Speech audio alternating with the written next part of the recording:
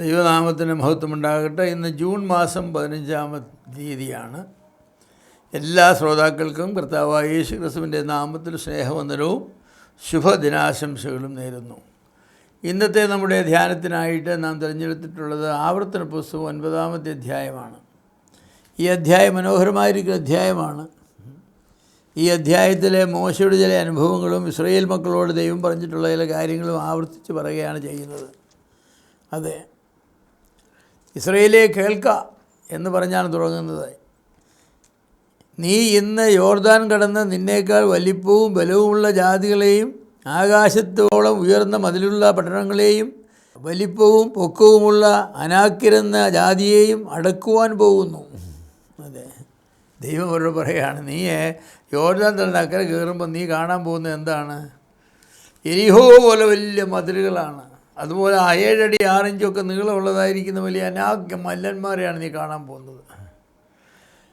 നീ അങ്ങനെയുള്ള ദേശമാണ് നീ അടക്കാനായിട്ട് പോകുന്നത്. അപ്പോൾ എന്താ ചെയ്യുന്നത്? ദൈവം നിന്നെ സഹായിക്കുമെന്നാണ് പറഞ്ഞത്. ദൈവം നിന്നെ സഹായിക്കും. ഇതൊക്കെ അടക്കാനായിട്ട് ദൈവം നിന്നെ സഹായിക്കും. അതെ, പക്ഷേ നീ ഈ ദേശങ്ങളെയൊക്കെ അടക്കി വരുമ്പോൾ നീ ഒരു കാര്യം തെറ്റിച്ച് പറയരുത്. നമ്മൾ തെറ്റിച്ച് പറയുമല്ലോ, തെറ്റിച്ച് പറയരുത്. എന്താ തെറ്റിച്ച് പറയരുതാത്തത്? നിൻ്റെ ദൈവമായ യഹോവ അവരെ നിൻ്റെ മുൻപിൽ നിന്ന് നീക്കിക്കളഞ്ഞ ശേഷം എൻ്റെ നീതി നിമിത്തം ഈ ദേശം കൈവശമാക്കുവാൻ യഹോവ എന്നെ കൊണ്ടുവന്നു എന്ന് നിൻ്റെ ഹൃദയത്തിൽ പറയരുത്. ആ ജാതികളുടെ ദുഷ്ടത നിമിത്തം അത്ര യഹോവ അവരെ നിൻ്റെ മുൻപിൽ നിന്ന് നീക്കിക്കളഞ്ഞത്.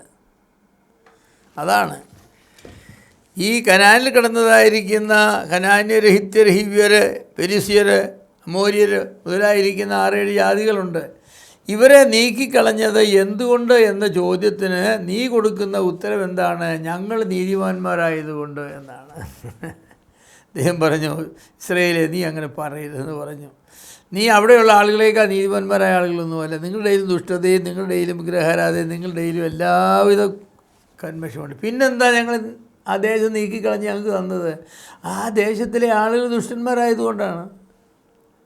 ഈ 400 വർഷം ഇസ്രായേൽ മക്കളെ എന്തിനാണ് ഇസ്രായേലിൽ താമസിപ്പിച്ചിരുന്നതെന്ന് ചോദിച്ചാൽ അതേക്കുറിച്ച് പറയുന്നത് ഇവരുടെ ദുഷ്ടത പക്വമായില്ല, പാകമായില്ല, പൂർണ്ണമായില്ലെന്നാണ്. കനാൻ്റെ ദുഷ്ടത പൂർത്തിയായില്ല. മാവ് നിറച്ച് മാങ്ങ ഇരിക്കുകയാണ്. എന്താ നിങ്ങൾ പറിക്കാത്തതെന്ന് ചോദിക്കും. ഉടമസ്ഥൻ പറഞ്ഞത് പഴുത്തില്ല, അത് പാകമാകട്ടെ, പഴുക്കട്ടെ, അപ്പോൾ കയറി ഞങ്ങളൊന്ന് കുലിക്കാതെ അത് മുഴുവൻ താഴെ വീഴും. ഇപ്പോൾ പച്ചമാങ്ങയാണത്, കുലിക്കാൻ വീഴുമില്ല, ചിലതൊക്കെ വീഴും എന്ന് പറഞ്ഞതുപോലെയാണ്. കനാനിലുള്ളതായിരിക്കുന്ന അമോര്യരുടെ പാപങ്ങൾ, അവരുടെ പാപങ്ങൾ അതിൻ്റെ പക്വമായില്ല, പഴുത്തില്ല. അതിനുവേണ്ടി ദൈവം 400 വർഷങ്ങൾ ഇസ്രായേൽ മക്കളെ ഇസ്രായേലിൽ പാർപ്പിച്ചിരുന്നു. എന്നാൽ ഇപ്പോൾ അത് പാകമായിട്ടുണ്ട്. അതുകൊണ്ട് ദൈവം പറഞ്ഞ് അവരെ നീക്കണമെന്ന് പറഞ്ഞു. എല്ലാ ദുഷ്ടതയും പ്രവർത്തിക്കുന്ന ആളുകളായിരുന്നു കനാനിലെ ആളുകൾ. ഇന്ന് ലോകത്ത് നടക്കുന്ന എല്ലാവിധ ധാർമ്മിക ദുഷ്ടതകളും കനാനിലെ ആളുകൾ ചെയ്തിരുന്നുവെന്നാണ് പറയുന്നത്. അതുകൊണ്ട് ദൈവം ഇസ്രായേൽ മക്കളുടെ നന്മയെ പരിഗണിച്ചല്ല ദുഷ്ടന്മാരായിരിക്കുന്ന കനാന്യരെ നീക്കിക്കളഞ്ഞത് അവരുടെ ദുഷ്ടതയുടെ ഭയങ്കരത നിമിത്തമാണ്. ദൈവത്തിന് സഹിക്കാൻ വയ്യാത്ത ദുഷ്ടതയാണ് അവർ ചെയ്തത്. അപ്പോൾ ദൈവം ഇസ്രായേൽ ജനതയെ ഇസ്രായേലിൽ നിന്ന് കനാനിലേക്ക് പറിച്ച് മാറ്റി നട്ടു. എന്നാൽ യോർദാൻ കടന്ന് ദേശം സ്വന്തമാക്കുന്നതിന് മുൻപ് ദൈവം അവർക്ക് ഈ മുന്നറിയിപ്പ് നൽകി. കനാനിലുള്ള പട്ടണങ്ങളും വീടുകളും മുന്തിരിത്തോട്ടങ്ങളും അവർക്ക് നൽകുന്നതിനുള്ള കാരണം ഇസ്രായേൽ ജനത്തിൻ്റെ നന്മയല്ല, മറ്റുള്ളവരുടെ തിന്മയാണ്. ദൈവം നമുക്ക് അനുഗ്രഹങ്ങൾ നൽകുന്നതിന് 3 കാരണങ്ങൾ കണ്ടെന്ന് വരാം. ഒന്ന്, ദൈവത്തിൻ്റെ കൃപ ഔദാര്യമായി ദൈവം നമുക്ക് നൽകുന്ന നന്മകളും രക്ഷയോട് ബന്ധപ്പെട്ടതൊക്കെയും നമുക്ക് നൽകുന്നു. അത് ദൈവത്തിൻ്റെ ഔദാര്യമാണ്. ദൈവത്തിൻ്റെ കൃപ ഔദാര്യമായി നമുക്ക് നൽകുന്നു. രണ്ടാമത്, നമ്മുടെ നല്ല പ്രവൃത്തികൾക്കുള്ള പ്രതിഫലമായി തരാം. അങ്ങനെ വാഗ്ദത്തമുണ്ട്, നന്മ പ്രവർത്തിക്കുന്നവർക്ക് അനുഗ്രഹം ദൈവം കൊടുക്കുമെന്ന്. കർത്താവിൻ്റെ നാമത്തിൽ 1 ഗ്ലാസ് തണുത്ത വെള്ളം നൽകിയാൽ അതിന് പ്രതിഫലം കിട്ടുമെങ്കിൽ നാം ചെയ്യുന്ന നല്ല പ്രവൃത്തികളെ ദൈവം മാനിക്കയില്ലേ? കൊർന്നല്യോസിൻ്റെ അടുക്കൽ ദൈവത്തിൻ്റെ ദൂതനെ അയച്ച് ദൈവം പറയിച്ച കാര്യം എന്ന്, കൊർന്നല്യോസേ നിൻ്റെ സൽപ്രവൃത്തികളും പ്രാർത്ഥനയും എൻ്റെ സന്നിധിയിലെത്തിയിരിക്കുന്നുവെന്നാണ്.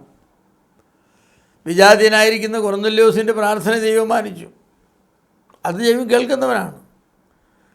എന്നാൽ മൂന്നാമത്തെ ഒരു കാര്യമെന്ന് പറയുന്നത് മറ്റുള്ളവരുടെ പരാജയമാണ്. പാപം ചെയ്ത ജീവിതം അസാധ്യമാക്കി തീർക്കുന്നവരെ ദൈവം ശിക്ഷിക്കുമ്പോൾ അവർ അനുഭവിച്ചിരുന്ന നന്മകൾ ദൈവം അന്യർക്ക് നൽകുന്നു. ദുഷ്ടന്മാർ പണം കൂട്ടിവെക്കുന്ന നീതിമാന്മാർക്ക് വേണ്ടിയാണെന്ന് പറഞ്ഞിട്ടുണ്ട്. കൈക്കൂലി വാങ്ങിച്ചും കള്ളത്തരം വാങ്ങിച്ചും കൊള്ളയടിച്ചും ബാങ്കിനെ കൊള്ളയടിച്ചും അതും ഇതുമല്ല കള്ളക്കമ്പട്ടം കൊണ്ടും ഒക്കെ ഒരുപാടുണ്ടാക്കുന്നവരായിരിക്കുന്ന ആളുകളുണ്ട്. അവരുടെ സന്തതികളൊന്നും അത് അനുഭവിക്കുകയില്ല. ചിലപ്പോൾ 1-2 തലമുറ അനുഭവിച്ചെന്ന് വരും, അത് കഴിയുമ്പം പോകും. അതേക്കുറിച്ച് പറയുന്നത് അവർ നീതിമാന്മാർക്ക് വേണ്ടി തങ്ങളുടെ സമ്പത്ത് സ്വരൂപിക്കുന്നുവെന്നാണ്. ദൈവത്തിന് അങ്ങനെ ഒരു സ്വഭാവമുണ്ട്. അനീതിയുള്ള ആളുകൾ അവർ അനീതി രസിച്ചുകൊണ്ട് അവരുടെ സമ്പത്ത് വർദ്ധിപ്പിക്കുകയും മറ്റും ചെയ്യുമ്പോൾ ദൈവം ഒരു സമയത്ത് പറയും മതി മതി ഇത്ര മതി. അപ്പോൾ ഇസ്രയേലിൻ്റെ നന്മയ്ക്കുള്ള പ്രതിഫലമായിട്ടല്ല കനാൻ നൽകപ്പെട്ടത്, അബ്രഹാമിനോട് ദൈവം ചെയ്ത ഉടമ്പടിയുടെ നിവൃത്തിയായിട്ടാണ് കനാൻ നൽകപ്പെട്ടത്. നിൻ്റെ സന്തതിക്ക് ഈ ദേശം നൽകും എന്ന് ദൈവം അബ്രഹാമിന് ഉറപ്പ് കൊടുത്തിരുന്നു. ആ ഉറപ്പിൻ്റെ ഭാഗമായിട്ടാണ്. എന്നാൽ അബ്രഹാമിനോട് വാഗ്ദത്തം ചെയ്ത സമയത്ത് അത് കൊടുത്തില്ല. കാരണം എന്ത്? അന്ന് അവിടെ താമസിച്ചിരുന്നതായിരിക്കുന്ന മനുഷ്യർ അത്ര ദുഷ്ടന്മാരായിരുന്നില്ല. അവർ സാമാന്യം നല്ലവരായിരുന്നു. നല്ലവരെ ദൈവം ഒരിക്കലും മാറ്റുകയില്ല. എന്നാൽ അവരുടെ ദുഷ്ടത പെരുകി. കനാന്യരും ഹിത്യരും ഹിവ്യരും പെരിസ്യരും യബൂസ്യരും അവരെ ജാതികളുടെ പാപത്തിൻ്റെ ബഹുത്വത്താൽ അവരുടെ പാപപ്രവൃത്തികൾ കൊണ്ട് ദേശത്തിന് സഹിക്കാൻ വയ്യാതെയായി. അമ്മോന്യരുടെ പാപത്തിൻ്റെ മൂർധന്യാവസ്ഥയിൽ അന്നെത്തിയിരുന്നില്ല അബ്രഹാമിൻ്റെ കാലത്ത്. എന്നാൽ 400 വർഷം കഴിഞ്ഞപ്പോൾ അതിൻ്റെ മൂർധന്യത്തിലെത്തി. ഇനിയും ദൈവത്തിന് അവരെ നശിപ്പിക്കാതിരിക്കുവാനായിട്ട് കഴിയുമായിരുന്നില്ല. മറ്റുള്ളവരുടെ പരാജയങ്ങൾ നമ്മുടെ വിജയങ്ങൾക്ക് ആധാരമല്ലെങ്കിലും ചില സന്ദർഭങ്ങളിൽ അതൊരു കാറ്റലിസ്റ്റ്, ഒരു തുരകമായി ദൈവം അവയെ ഉപയോഗിച്ചു എന്ന് വരാവുന്നതാണ്. കനാന്യരെ മാറ്റി ഇസ്രായേൽ മക്കളെ കനാനിൽ താമസിപ്പിക്കുവാൻ കാരണം കനാന്യരോടുള്ള ദൈവത്തിൻ്റെ നീതിയും അബ്രഹാമിനുള്ള ദൈവത്തിൻ്റെ വിശ്വസ്തതയുമാണ്. ദൈവിക പ്രവർത്തനങ്ങളുടെ അന്തസ്സത്തെ പൂർണ്ണമായി ഗ്രഹിക്കുവാൻ നമുക്ക് ഒരിക്കലും കഴിയുകയില്ല. എന്നാൽ ദൈവം നമുക്ക് വെളിപ്പെടുത്തി തന്നതായിരിക്കുന്ന സത്യങ്ങളെ ഉൾക്കൊണ്ടുകൊണ്ട് നമുക്ക് ജീവിക്കുവാനായിട്ട് കഴിയും. എൻ്റെ പ്രിയമുള്ളവരെ, നീതിയോടെ ജീവിക്കുക, നന്മ ചെയ്യുക, ദൈവത്തെ മാനിക്കുക, ദൈവത്തെ അനുസരിക്കുക, ദൈവത്തെ ആരാധിക്കുക, സൽക്കർമ്മങ്ങൾ ചെയ്യുക, മറ്റുള്ളവർക്ക് നന്മ ചെയ്യുക, അതിസൽക്കാരം ചെയ്യുക. ഇങ്ങനെ ദൈവം പറഞ്ഞിട്ടുള്ളതായിരിക്കുന്ന കാര്യങ്ങൾ ശ്രദ്ധയോടെ നാം ചെയ്താൽ നമ്മുടെ യോഗ്യതയുടെ അടിസ്ഥാനത്തിൽ അല്ലെങ്കിൽ പോലും ദൈവം മറ്റുള്ളവരുടെ അയോഗ്യതയുടെ അടിസ്ഥാനത്തിൽ നമ്മെ അനുഗ്രഹിക്കുന്ന ഒരു ദൈവമാണ്. അതുകൊണ്ട് ദൈവത്തെ മാനിച്ച് നമുക്ക് ജീവിക്കാം, നമ്മുടെ ധർമ്മങ്ങൾ നമുക്ക് കൃത്യമായി പാലിക്കാം. അങ്ങനെ അനുഗ്രഹിക്കപ്പെടുവാൻ തക്കവണ്ണം വലിയവനായ ദൈവം നമ്മെ സഹായിക്കട്ടെ. ദൈവനാമം മഹത്വപ്പെടുമാറാകട്ടെ. ആമേൻ.